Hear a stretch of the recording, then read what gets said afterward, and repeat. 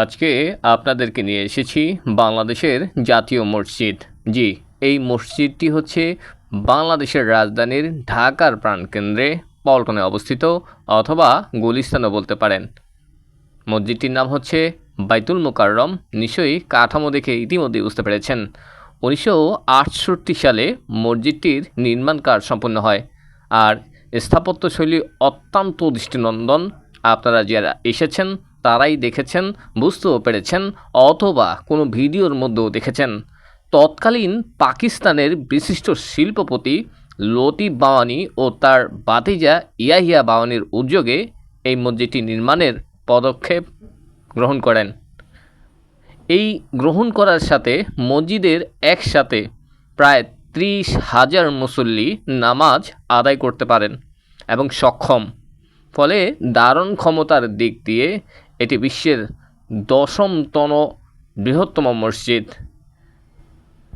তবে মসজিদটিতে জুমার নামাজ ছাড়াও বিশেষ তো রমজানের সময়ে অত্যাধিক মুসল্লির সমাগম হয় বিধায় বাংলাদেশ সরকার মসজিদের ধারণ ক্ষমতা প্রায় 40,000-এরও বেশি উন্নতি করে। এই মসজিদকে কেন্দ্র করে ইতিহাস রচিত হয়েছে, যার কথা ভিডিওর শুরুতেই বলেছিলাম। আপনারা যারা এই মসজিদের ভিডিও দেখতে চেয়েছিলেন, প্রত্যেককে দেখানোর জন্য কিন্তু নিয়ে এসেছি। বৃষ্টি পড়ছে, বৃষ্টির মধ্য দিয়ে যে যেখান থেকে শুনছেন দেখছেন আমার ভিডিওতে এসেছেন, প্রত্যেকে কৃতজ্ঞতার সহিত আমি স্বাগত করে নেই আপনাদের প্রত্যেককে। ভিডিওতে মূলত আমি করে থাকি আমার মনের আশা আকাঙ্ক্ষা পূরণ করার জন্য, সেই সাথে সব কিছুই পূরণ করার জন্য অতি উৎসাহিত হয়ে আপনারাই আমাকে উৎসাহ দেন, যেটা আমাকে আমার কাজের দক্ষতাকে, ভিডিও করার কৌশলগত বৈশিষ্ট্যকে আরও তীক্ষ্ণ করার চেষ্টা করার জন্য আমি নিজেই চেষ্টা করে থাকি। মূলত যারা পল্টনে আসেন গুলিস্তান থেকে, এই যে রাস্তাটি দেখছেন একটু আগে দেখালাম, এইটা হচ্ছে বের হওয়ার রাস্তা গুলিস্তান, অর্থাৎ এক নামে অনেকেই চেনে।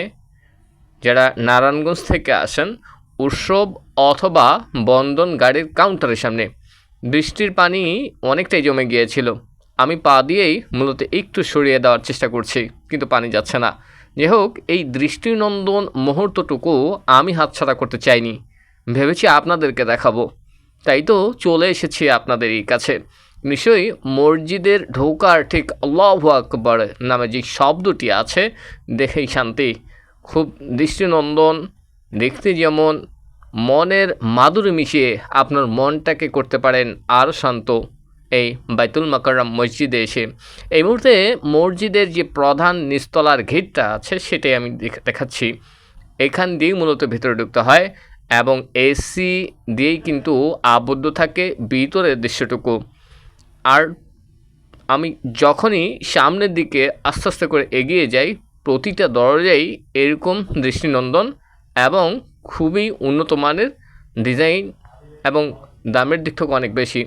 মুসল্লিরা যারা নামাজ পড়ে ক্লান্ত হয়ে গিয়েছেন কোনো কাজের মধ্য দিয়ে, এখানে এসে একটু বিশ্রাম নিতে পারেন। অনেকে আছে নামাজ পড়ে বিশ্রামও নিচ্ছেন, ঠিক ওই মুহূর্তে আমিও এসে পড়েছি। ভিডিওটি আপনাদের কাছে কেমন লাগে তা জানি না, বাট আমার সম্মানিত কিছু শ্রোতা দর্শক আছেন যারা আমার সাথে খুব নিবিড়ভাবে আছেন, তাদের জন্য নিয়ে এসেছি। বলেছিলাম বৃষ্টি পড়ছে, ঠিক বৃষ্টির মধ্যেই ছাতাও কিন্তু আমার সাথে ছিল। যে কোনো পরিস্থিতি মোকাবেলার ক্ষমতা আমি রাখতে চাই এবং সেটাই করে ফেলেছি। আল্লাহ তাআলা সেই সুযোগটুকু হয়তো বা আমাকে করে দেন প্রতিনিয়ত। এই মুহূর্তে বৃষ্টির দৃশ্যটুকু দেখাতে হয়তো বা পারিনি, ক্যামেরাতে আসেনি, বাট আপনাদেরকে দেখাচ্ছি আসলেই বৃষ্টির মুহূর্তটুকু। নিশ্চয়ই আপনাদের কাছে ভিডিওটি ভালো লেগেছে।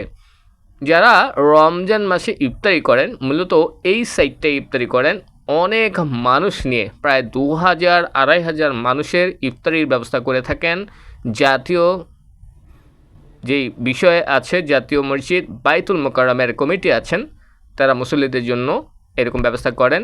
আপনারা নিশ্চয়ই রমজান মাস আসলেই টিভিতে অথবা কোথাও না কোথাও দেখেন। আমি যখন ভিডিও করছি, এই লোকটা হয়তো বা মনে করছে তাকে হয়তো বা একটু মাথার প্রবলেম আছে। যাই হোক, আমি আর ওদিকে নিচ্ছি না, তবে এখানকার দৃষ্টিনন্দন দৃশ্যগুলি আপনাদেরকে দেখানো শুরু করে দিয়েছি এবং সেসব দিয়েও থাকবেন আশা করছি। কথাগুলো বলছিলাম যে এইখানে আসলে গরমের টাইমে আপনারা অনেক গরম অনুভূতি করবেন। তবে একটা বিষয় আছে, যতই গরম লাগুক এই মসজিদে আসতে পারলে আপনারা সত্যি শান্তি অনুভব করবেন। আর এই মুহূর্তে আপনাদেরকে দেখাচ্ছি মূলত বাহিরের দৃশ্য আবারও, বাট ক্যামেরার সামনে যতটুকু স্পষ্ট আসার কথা ততটুকু আসেনি। তারপরেও আমি ছাড়িনি, আপনাদেরকেই দেখানোর জন্য এসেছি। চলেন দেখতেই থাকি পরবর্তী আপডেট। জুতা চোর ধরা পড়েছে, আমরা ক্যামেরাও করেছি, ক্যামেরাবন্দি করেছি, বাট অল্প একটু। আর ফার্স্টে যখন আমি গিয়েছিলাম এই বৃষ্টি অপেক্ষা করে বৃষ্টিতে ভিজে কিন্তু উপরের দিকে উঠছিলাম, নিশ্চয়ই দেখতে পাচ্ছেন। বাকিটা আপনারা দেখতেই থাকুন।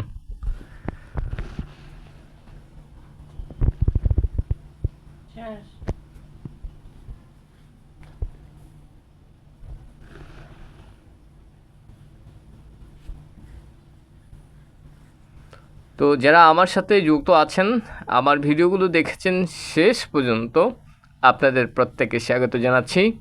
আর ভিতরের উজুখানার দৃশ্য তো আলহামদুলিল্লাহ, কী বলবো, এত সুন্দর। থ্যাংক ইউ সো মাচ ভিডিওটি দেখার জন্য।